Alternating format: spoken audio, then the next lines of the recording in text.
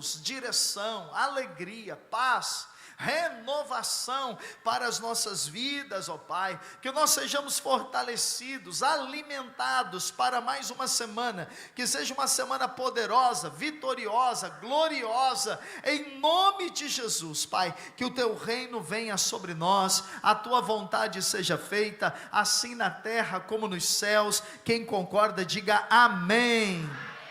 Glória a Deus. A Bíblia não deixa claro para nós quem escreveu o Salmo número 100. Muitos salmos foram escritos ou compostos por um homem chamado Davi, conhecido como Rei Davi. Mas o Salmo 100 não há clareza de quem o tenha composto ou de quem o tenha escrito. No entanto, o Salmo 100, ele é um salmo que nos convida à adoração, nos convida ao louvor, nos convida a celebrar ao Senhor. Muitos teólogos, eles vão dizer que o Salmo 100 era recitado, era dito, era cantado, quando as pessoas iam ao templo, lá ao templo que havia em Jerusalém, quando as pessoas iam ao templo para adorar a Deus, para sacrificar, para louvar a Deus, elas cantavam antes de entrar no templo, antes de passar pelas portas do templo, antes de chegar àquilo que era chamado, uma das partes do templo, de átrio, que era a parte externa do templo. As pessoas cantavam, louvavam e recitavam esse salmo. Esse salmo tem muitas lições para a minha vida e para a sua vida. É um salmo, primeiramente, como eu falei, que te convida para uma vida de celebração. A palavra celebrai, deixa lá no versículo 1, por favor. A palavra celebrai com júbilo ao Senhor todas as terras. Celebrar é um convite para o louvor. Celebrar é um convite para a festa. Você já deve ter ouvido inúmeras vezes a palavra celebração. O que é celebração? Festejar. Celebração é dar uma festa. Celebração é fazer uma grande festa. E aqui diz que nós temos que celebrar ao Senhor, amém? Festejar ao Senhor, celebrar a Ele. Quando nós nos reunimos no culto, nós nos reunimos para louvar a Deus, para celebrar ao Senhor, para dar uma festa ao Senhor. Nós não festejamos a nós mesmos, mas no culto, na nossa reunião, nós estamos aqui para celebrar a Deus, para celebrar ao Senhor. E esse convite é um convite para todos. A Bíblia diz: celebrai ao Senhor com júbilo, com alegria. O que é júbilo? Júbilo é alegria, júbilo é empolgação. A palavra júbilo, ela significa dar gritos, louvar, adorar. Então às vezes você está aí no culto e você vê que tem pessoas que aplaudem, tem pessoas que levantam as mãos, tem pessoas que dançam, tem pessoas que pulam, tem pessoas que correm. São expressões de louvor ao Senhor, são expressões de adoração ao Senhor. Nós jamais deveríamos julgar alguém, ou achar estranho, ou achar esquisito. Pelo contrário, nós deveríamos celebrar junto com essas pessoas, amém? Quantos estão aqui para celebrar o Senhor? Se você está aqui para celebrar o Senhor, dá um glória a Deus bem alto aí, amém? Porque faz parte, celebrar com júbilo é até gritar, é bradar, é louvar. Agora, por que nós celebramos ao Senhor?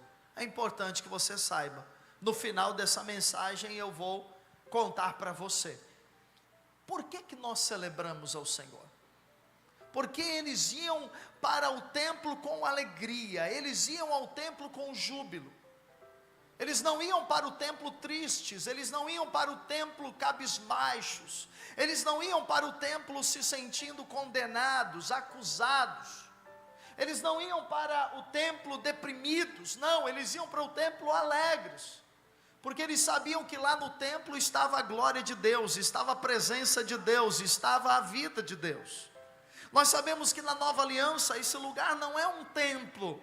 Nós chamamos às vezes de igreja, de templo, mas na nova aliança, no Novo Testamento, nós seres humanos, pessoas nascidas em Jesus, nós nos tornamos o templo do Espírito Santo, amém? Mas quando nós estamos aqui reunidos no nome de Jesus, aqui se torna a igreja, amém? E nós nos reunimos para quê? Celebrar ao Senhor, amém? Para louvar ao Senhor. Por quê? Um ou dois ou três, melhor dizendo, reunidos no nome do Senhor, a Bíblia diz que Ele está no meio de vós. Então o Senhor Jesus está aqui, a presença de Deus está nesse lugar, o Espírito Santo está aqui. Então eles iam para o templo para ter um encontro com Deus, eles iam para o templo para ter um encontro com a presença de Deus. E quando nós nos reunimos domingo, nós nos reunimos para encontrar com o Senhor. Quem encontra com Deus não é mais o mesmo. Às vezes você chega num culto pesado, às vezes você chega num culto cansado, às vezes você chega num culto ansioso, estressado, com uma dor, com uma enfermidade, com uma angústia no seu coração, com uma preocupação em relação à segunda-feira, em relação à semana. Mas quando você está na presença de Deus, a paz, a alegria, o descanso, a renovação toma conta da sua vida, e você vai percebendo que durante o culto, o Espírito Santo vai te renovando, restaurando e curando. Aleluia! Versículo 2: servi ao Senhor com alegria. Vamos ler juntos? No 2: servi ao Senhor com alegria, apresentai-vos diante dele com cânticos. Servi ao Senhor com alegria. A palavra servir aqui no hebraico é a palavra trabalhar. E há um trabalho que nós fazemos para o Senhor, há um trabalho que você faz para você, mas há um trabalho que você faz para Deus. E o trabalho que você faz para Deus, ele tem um padrão, não é qualquer trabalho, não é de qualquer maneira. Deus não exige perfeição, Deus não exige que você não fale, Deus não exige que você não erre. Não, nós somos humanos, erramos, falhamos, somos imperfeitos, mas é algo que Deus espera de nós quando nós estamos servindo a Ele, quando nós estamos trabalhando para o Senhor. Então às vezes você trabalha para o Senhor servindo no culto, às vezes você trabalha para o Senhor abrindo a sua casa para ter uma célula, você trabalha para o Senhor evangelizando as pessoas, pregando, levando elas ao encontro, você trabalha ao Senhor, você trabalha para o Senhor, às vezes servindo as crianças, de muitas maneiras, tocando instrumento, pregando a palavra, orando pelas pessoas, são formas de nós servirmos a Ele. Deus espera que toda vez que você sirva a Ele, isso seja fruto de alegria, o serviço seja acompanhado de alegria. Alegria é uma característica da vida cristã, alegria é uma característica da nova vida em Cristo. A vida em Cristo, a vida em Deus, preste atenção, é uma vida com alegria. Toda vez que você perde alegria, você deve orar e dizer: Deus, o que aconteceu? Porque o meu coração não está alegre em louvar, meu coração não está alegre em adorar, o meu coração não está alegre em contribuir, meu coração não está alegre em servir a sua casa. Você não deixa de servir a Deus porque falta alegria, pelo contrário, você se enche da alegria, porque a alegria para nós é mais do que um sentimento, a alegria é a presença do Espírito Santo dentro de você. Lá em Gálatas 5, versículo 22 em diante, diz que o fruto do Espírito é amor, paz e alegria. Glória a Deus. Então sirva a Deus com alegria, nunca faça nada para o Senhor debaixo de culpa, de acusação ou de condenação. Agora, a alegria que a Bíblia fala que nós devemos ter e devemos servir ao Senhor com essa alegria, não é alegria conforme as pessoas desse mundo as têm. O mundo confunde alegria com felicidade. Escute, felicidade é um estado que não é permanente, felicidade é um estado que ele é temporário. Então a felicidade, ela está muito ligada aos meus sentimentos, às minhas circunstâncias, ao momento que eu estou vivendo na minha vida. Então, se todas as coisas estão indo bem, se eu não tenho nenhum problema, se eu não tenho nenhuma dificuldade, se eu estou com dinheiro, se eu estou com saúde, se meu casamento está bem, meus filhos estão saudáveis, então eu me sinto feliz. Mas às vezes as dificuldades, as tribulações, as lutas da vida chegam até mim e roubam a minha felicidade. E eu não me sinto mais como estava, eu me sinto triste. E alguns se sentem tão tristes que eles passam a se sentir até deprimidos, não querendo mais viver, não querendo mais trabalhar, não querendo mais não querendo mais conviver com as pessoas. Isso é felicidade. Felicidade é momentânea, felicidade é passageira, felicidade depende de tudo estar bem, mas alegria não. Alegria é uma promessa de Deus para a sua vida. Alegria independe das circunstâncias. Você pode ter alegria quando o problema chega até você. Você pode ter alegria apesar de uma crise. Você pode ter alegria apesar de um problema. Você pode ter alegria apesar de uma dor, porque alegria é algo que o Espírito Santo coloca dentro de você. Então nós decidimos, escute, ser alegres. Como assim, pastor? Eu decido ser alegre? Alegria é um sentimento que vai e volta? Não. Alegria é uma decisão. Por isso que a Bíblia diz: sirva a Deus com alegria. Você decide que você vai servir a Deus, que você vai vir no culto, que você vai para a célula, que você vai orar, que você vai contribuir, que você vai evangelizar as pessoas, vai batizar. Você decide fazer tudo isso com alegria. O problema é que muitas pessoas, escute, elas não entendem a fonte da alegria, e elas então passam a atribuir, elas passam a terceirizar a sua alegria. Então algumas pessoas dizem assim: eu estou solteiro e eu estou infeliz, então quando eu encontrar alguém, um namorado, uma namorada, um marido, uma esposa, aí eu vou ficar feliz, eu vou ficar alegre. Aí a pessoa concentra todo o desejo de alegria dela nisso, e de repente ela encontra alguém. Mas como todo relacionamento, os primeiros momentos são maravilhosos, bons, lua de mel, depois vem as crises, vem as dificuldades. E então alguém decide: olha, eu achei que ia ser alegre estando casado, mas agora eu descobri que não, então eu vou separar.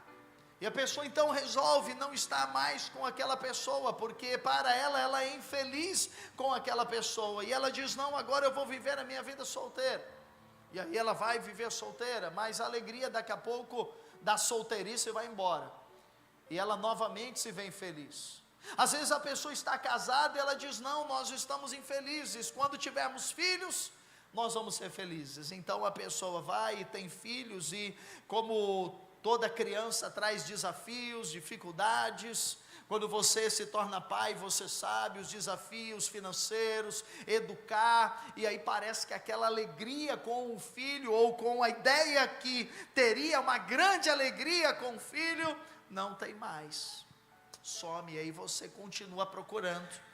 Quantos estão trabalhando, diz: lá na empresa onde eu trabalho, no lugar onde eu trabalho, eu não sou feliz, eu não sou alegre, eu só vou ser feliz se eu tiver minha empresa, eu só vou ser feliz se eu empreender, eu só vou ser feliz se eu for o chefe de mim mesmo. E então a pessoa sai do trabalho e ela começa a empreender, e vem os desafios, as pressões, as dificuldades, aquilo que ela planejou não deu certo, e a alegria ou a felicidade vai embora.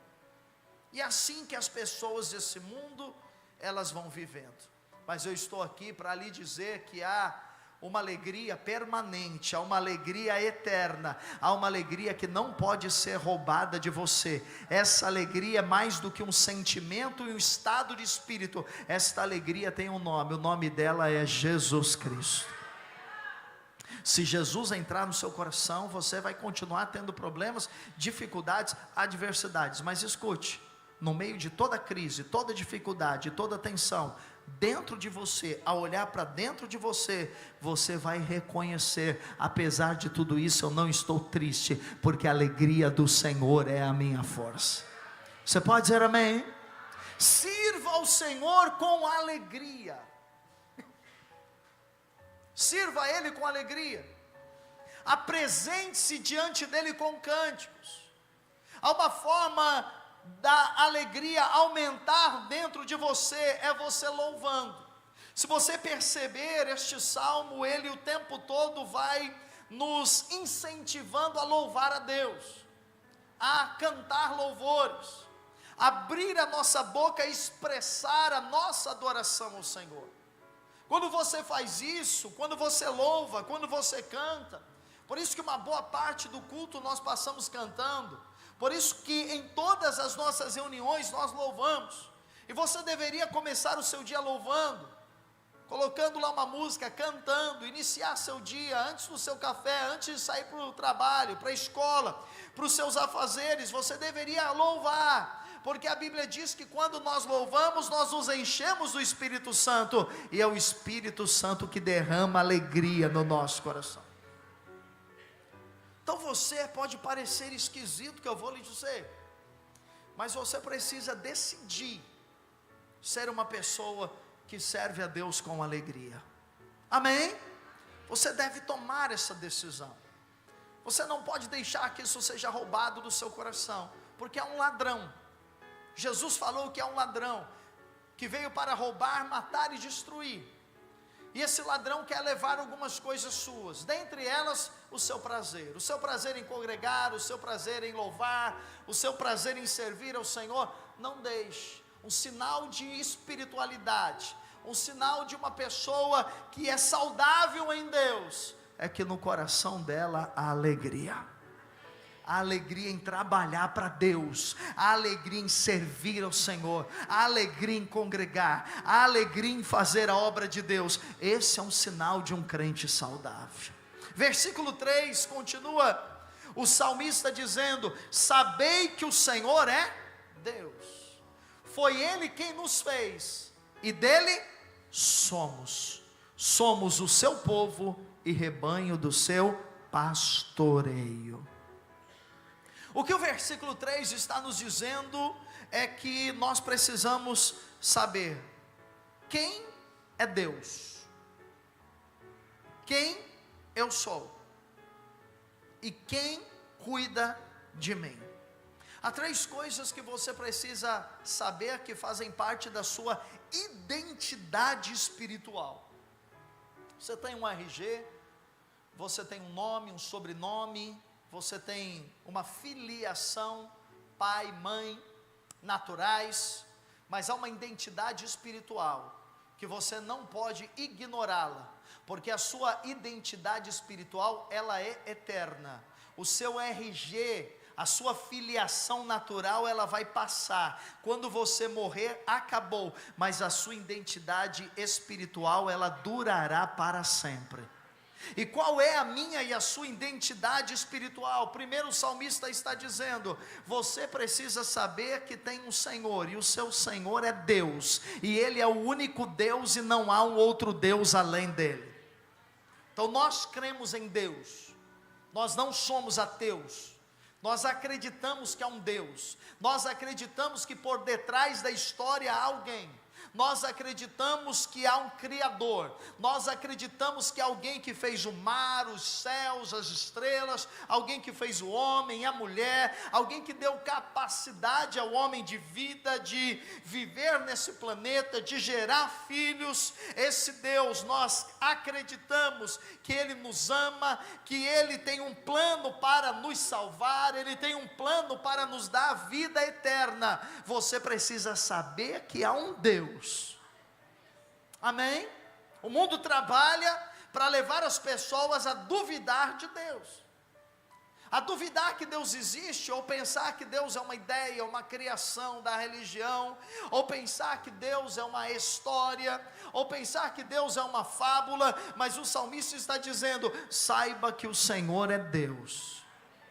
Mas ele vai além, e ele diz, foi Deus quem nos fez. Diga a quem está ao seu lado, foi Deus quem fez você. Diga para outra pessoa, foi Deus quem fez você. Agora levante a sua mão assim, se você quiser, é lógico, que diga, foi Deus quem me fez. Aleluia. Muito mais do que ser planejado pelos seus pais, ou se de repente alguém lhe diz que você foi um acidente, um incidente, não queriam que você nascesse, ou de repente alguém gerou você e disse, olha, eu não vou cuidar, vou passar você para alguém. Isso não tem importância no mundo espiritual. Isso não tem muito valor no mundo espiritual. O que tem valor é que alguém que te formou, alguém que te criou, alguém que ama você, alguém que planejou você, alguém que sonhou com você, alguém que quis criar você, e Ele é Deus, Ele quem nos fez. Isso é identidade. A sua identidade e a minha é de filho. Quem faz é o Pai. Os pais fazem. Então você tem uma identidade, você e eu, nós somos filhos de Deus. Nós precisamos andar por aí carregando essa identidade. Nós precisamos todos os dias acordar com essa certeza: eu sou filha, eu sou filho de Deus. Eu sou do meu Pai, e o meu Pai é meu.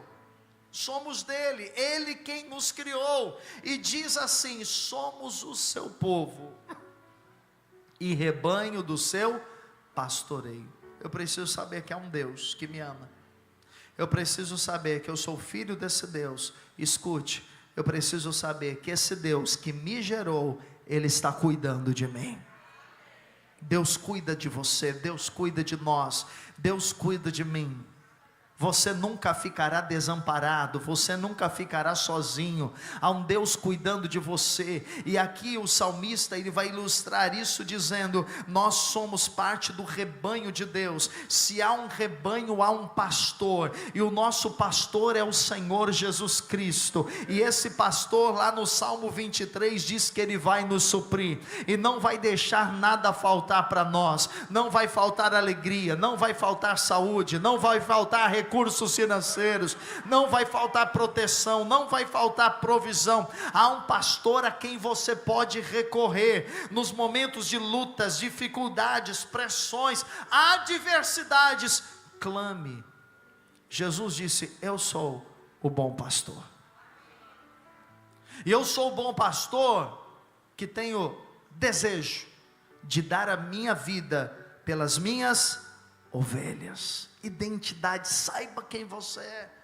Porque quando o ladrão, o diabo, ele tentar enganar você, quando o diabo tentar iludi-lo, quando o diabo tentar dizer que você está sozinho, que não tem ninguém por você, quando o diabo dizer: olha, as pessoas te abandonaram, te deixaram, não há ninguém ao seu lado, seu marido foi embora, sua esposa foi embora, seus amigos foram embora, as pessoas rejeitaram você. Quando o mundo dizer isso, você vai lembrar: mas o Senhor jamais me deixará, o Senhor jamais me abandonará, o Senhor está conosco. E Jesus disse: eu vou estar com vocês até o fim dos séculos, eu vou estar com vocês até o último dia da vida de vocês.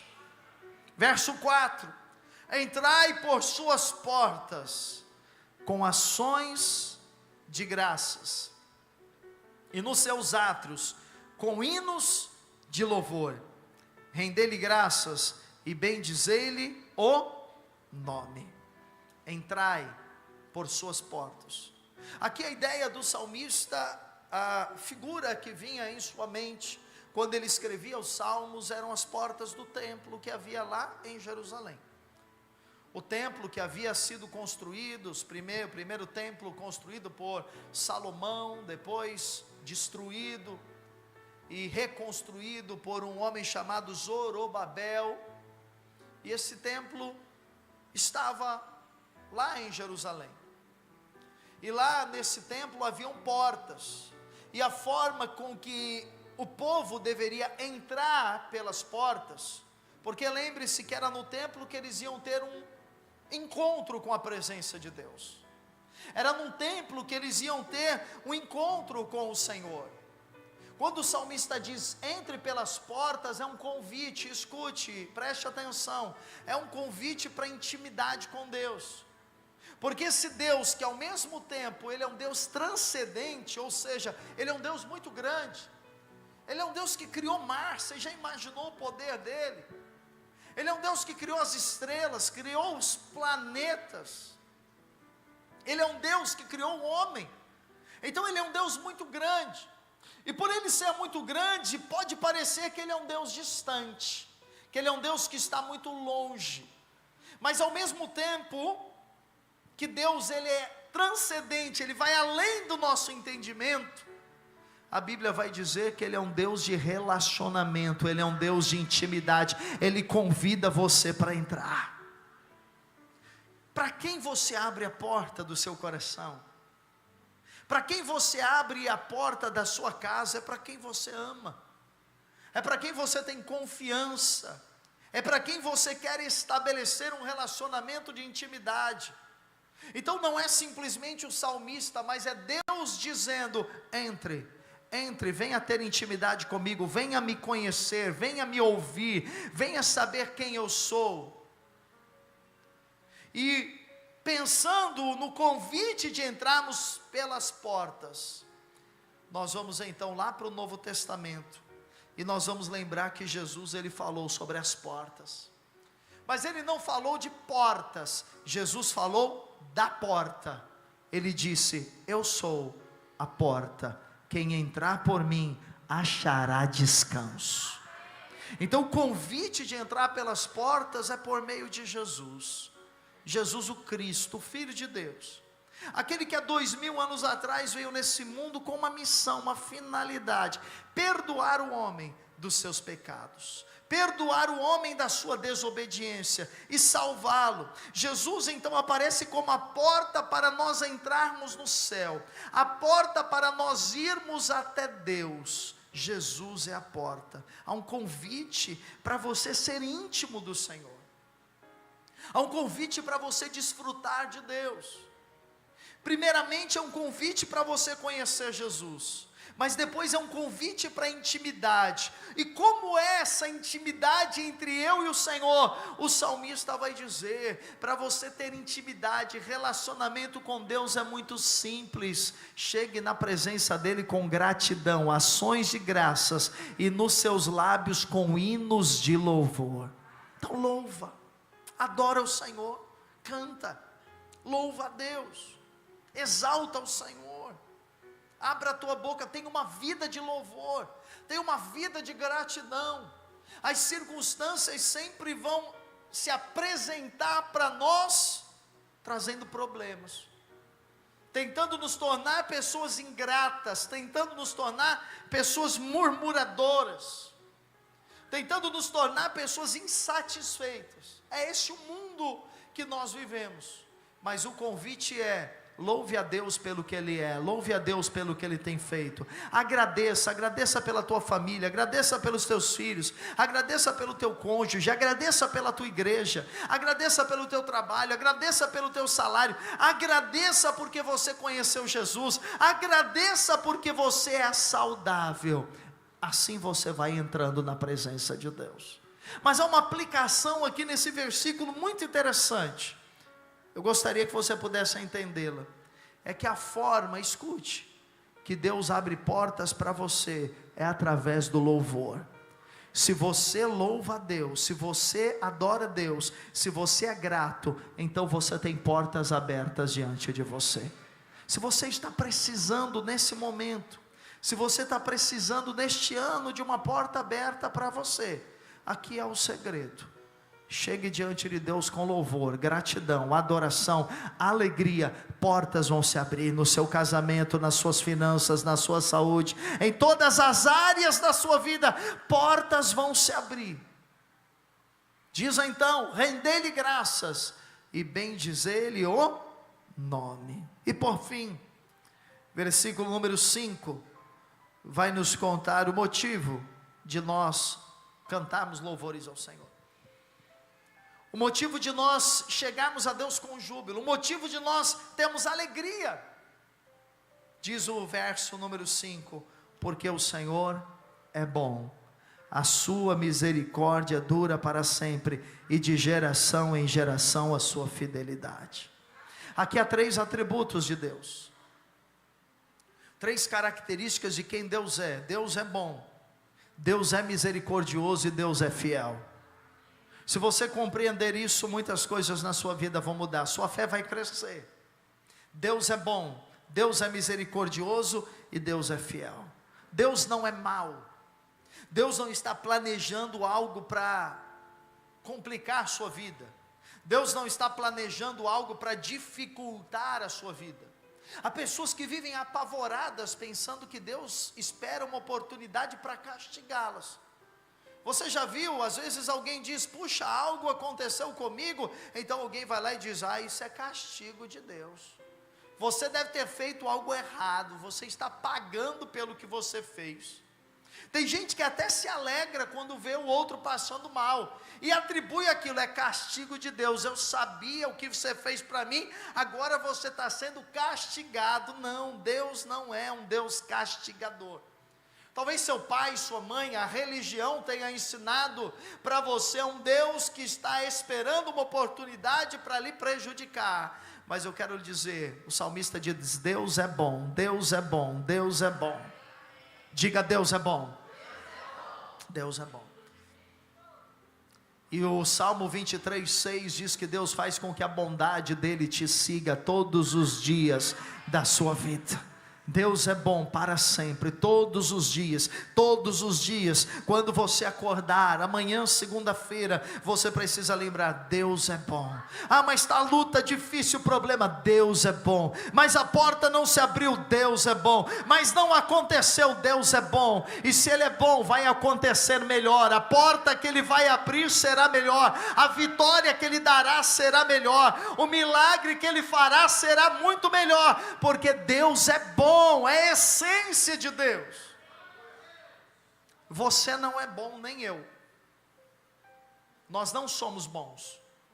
Nós podemos ter bondade. Muitos aqui que eu conheço são pessoas que têm bondade. Alguns mais, outros menos, mas ninguém aqui é bom. Porque nós temos uma carne, e a nossa carne não tem bondade, a nossa carne tem o mal. Paulo diz, o mal que habita em mim, mas Deus não.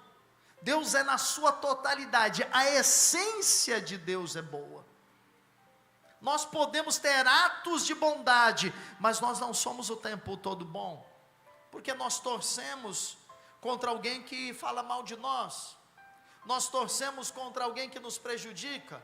Se alguém nos dá uma fechada no trânsito, nós ficamos bravos, xingamos.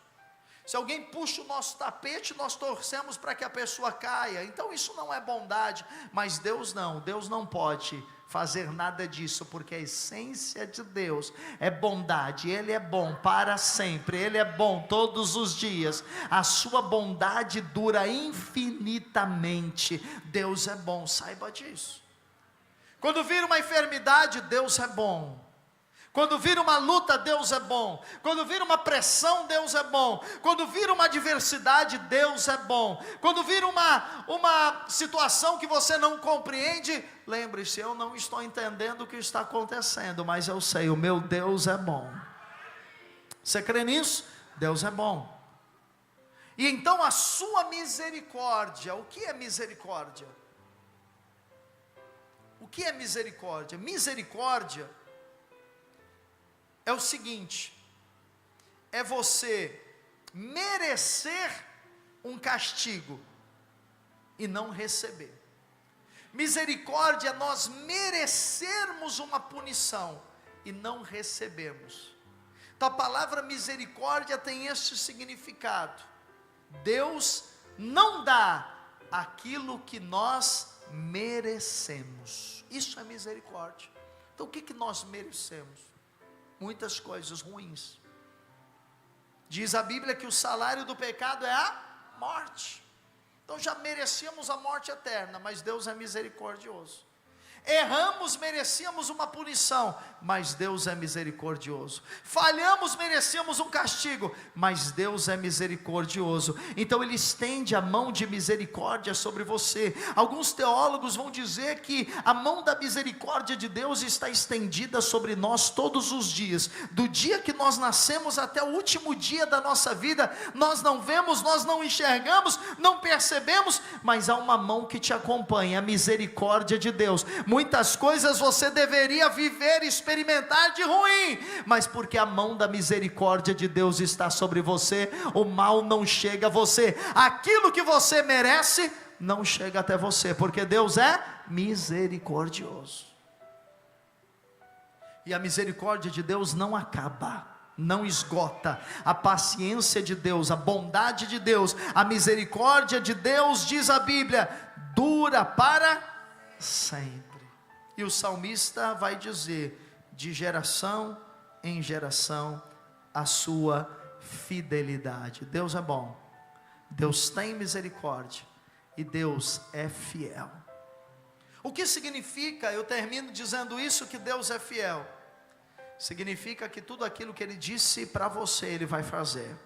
Tudo aquilo que Ele prometeu na sua vida, Ele vai cumprir. Jesus disse lá em Mateus 24, os céus passarão, a terra passará, mas a misericórdia, a bondade de Deus, a palavra de Deus, durará para sempre. Então fidelidade significa falar e cumprir. Fidelidade significa estar em aliança. Fidelidade significa honrar aquilo que é dito. E Deus faz isso. Ele tem uma palavra, escute. A Bíblia é a palavra de Deus. E os estudiosos dizem que nessa Bíblia existem mais de 8.000 promessas para mim e para você. São promessas que abrangem todas as áreas da sua vida. Muitas destas 8.000 promessas são para a eternidade, quando nós não estivermos mais aqui. Mas muitas destas promessas, elas são para o aqui e o agora. E quando você vai até Deus e apresenta a Ele, escute, a promessa, porque Ele é fiel, Ele diz, eu vou fazer, eu vou cumprir, eu disse, eu vou cumprir. Assim o profeta Jeremias, ele disse, lá no capítulo 1, que Deus não é homem para que minta, nem filho do homem para que se arrependa. Deus disse, havendo Deus dito, Ele cumprirá. Havendo Deus falado, Ele fará, porque Deus é fiel. Então leve a Deus as promessas. O tempo nós não sabemos quando cumpre, mas uma certeza temos, o Senhor é fiel. Glória a Deus. Se aproprie desse salmo. Comece a sua semana meditando no Salmo 100, confessando, declarando, porque aqui estão as bênçãos de Deus para a sua vida. Eu quero orar por você, feche os seus olhos, eu quero abençoá-lo agora. Gostaria que você pensasse agora na bondade de Deus. Eu gostaria que você pensasse agora na misericórdia de Deus. Deus não está aqui para te punir, para te castigar, para tirar uma vantagem de você. Deus é bom, Deus é fiel. Deus está te convidando a entrar nas portas, para ter um relacionamento com Ele, para ter intimidade com Ele. Deus está te convidando para uma vida com Ele. Lembre hoje quais são as promessas de Deus para você. Diga para o Senhor quais são elas. Diga para Deus.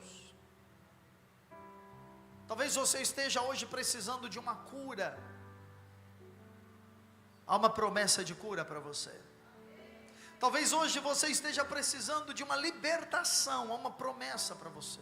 De uma provisão. Há uma promessa para você. Talvez seja algo para o seu casamento, para a sua família. Há uma promessa de bênção para a tua casa. Talvez você tenha uma promessa de conversão de alguém este ano da sua casa. Seus filhos, alguém que afastou, alguém que está fora do caminho do Senhor. Abra a tua boca hoje e diga: Deus, essa é a promessa e eu quero vivê-la, eu quero vê-la. Eu me aproprio dela, eu recebo ela no meu coração, na minha mente, em nome de Jesus. Ainda com os olhos fechados, nós falamos que o Senhor é Deus, e que Ele nos convida a entrar pelas suas portas, e Jesus disse: eu sou a porta. Então eu quero fazer um convite para você hoje. O convite é você chegar até Deus por meio de Jesus. não por meio da religião, não por meio das suas obras, não por meio do que você faz, ou deixa de fazer, mas por meio de Jesus. O encontro com Deus no templo acontecia quando eles atravessavam as portas do templo, mas o encontro com Deus hoje acontece quando você atravessa a porta que é Jesus. Nós não atravessamos mais portas naturais, nós precisamos atravessar a porta espiritual que é Jesus. Eu sou a porta, quem entrar por mim vai encontrar pastagem, vai encontrar descanso. Se você está aqui esta noite, primeira, segunda vez, e você deseja entregar a sua vida a Jesus, passar por essa porta, quero te convidar agora a fazer uma oração comigo, aí no seu lugar, sem que ninguém veja. Eu quero convidá-la a orar comigo e abrir o seu coração, passar pela porta que é Jesus, e conhecer esse Deus que é bom, misericordioso e fiel. Como eu faço isso? Muito simples. Você precisa crer que Jesus é o Salvador, que não há uma outra forma de você se aproximar de Deus, a não ser por meio de Jesus. Não há outro jeito, não há outra maneira de você chegar a Deus, a não ser por Jesus. Se você quiser fazer isso, aí com seus olhos fechados, faça essa oração comigo. Se você nunca fez essa oração, se já fez outras vezes, não há necessidade de repeti-la, mas se hoje é a primeira vez, ou se você estava afastado, estava longe dos caminhos do Senhor, distante, e hoje você quer reconciliar, você pode fazer essa oração também. Diga assim comigo: Senhor Jesus, eu creio que Tu és a porta, e quem entra por você, acessa ao Pai.